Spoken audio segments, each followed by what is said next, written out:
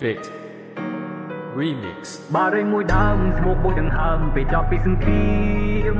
ខ្លួនសតែដៃមើលទៅដៃខ្ញុំសតែឈាមស្មាតពីកំភ្លើងចិត្តជាទីហ៊ានមិនខ្លាចគេគំរាមពួកសត្រូវដូចជាឆ្លើងពេលដែលឃើញយើងវាចង់តែទៀមបារីមួយដើមស្មុកមួយដង្ហើមពេលចប់ពីសង្គ្រាមខ្លួនសតែដៃមើលទៅដៃខ្ញុំសតែឈា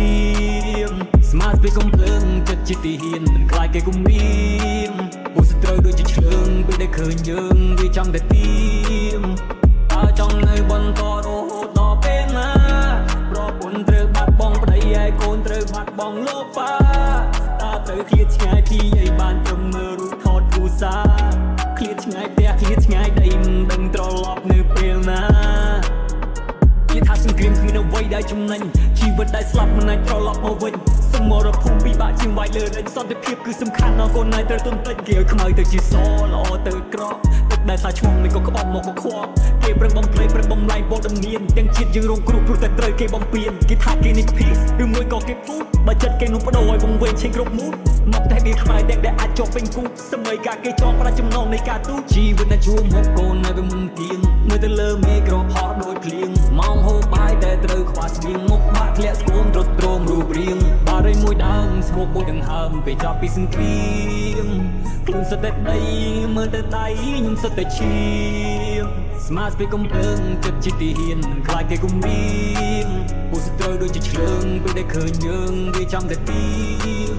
យូរធ្វើសង្គ្រាមបងហូរឈាមនៅលេងសើចដើម្បីតែអំណាចនេះក៏ផើចនៅក៏ផើចប្រទេសណែលុយពេកអស់ប៉ុណ្ណាក៏មិនខើចក៏ដាក់ខ្ចប់នឹងភ្លេចធ្វើឲ្យយើងអស់សំណើមិនដែលងុំពៀនកាន់កំភ្លើងយើងការពាររាប់រយឆ្នាំមកហើយយើងរងទុក្ខវេទនាប៉ុន្មានឆ្នាំក្រោយនេះពួកយើងមានសន្តិភាពពួកយើងរើបំរាមបាជាសាណាចង់គៀបបារីមួយដើមស្មោកមួយដង្ហើមពេលចប់ពីសង្គ្រាមព្រៀងក្រាក់មួយមេធំម្ដាយនៅជំរុំកូនរត់ចេញទៅភ្លៀងរបូតទីទូចណាស់បារម្ភពីម៉ែចាស់ខ្លាចក៏រត់ឃ្លៀងតែរបូតនេះមិនសាអាចឈឺដល់ចាស់សង្កេតនៅមុំពៀន We just want peace we don't want war ពេលពីសង្កេតមិនដូចខ្ញុំលោដូចរំសោគេកំពុងតែផាត់ពណ៌ Shut another door ព្រមការប៉ិនវាមិនធ្វើយើងតព្រមធានាការពាររក្សាទឹកដីនេះតពីដូនតាខ្មែរគ្រប់រូបលើកដៃសេចក្ដីមាតុភូមិពួកយើងស្នេហាតើចង់នៅបន្តរហូតដល់ពេលណា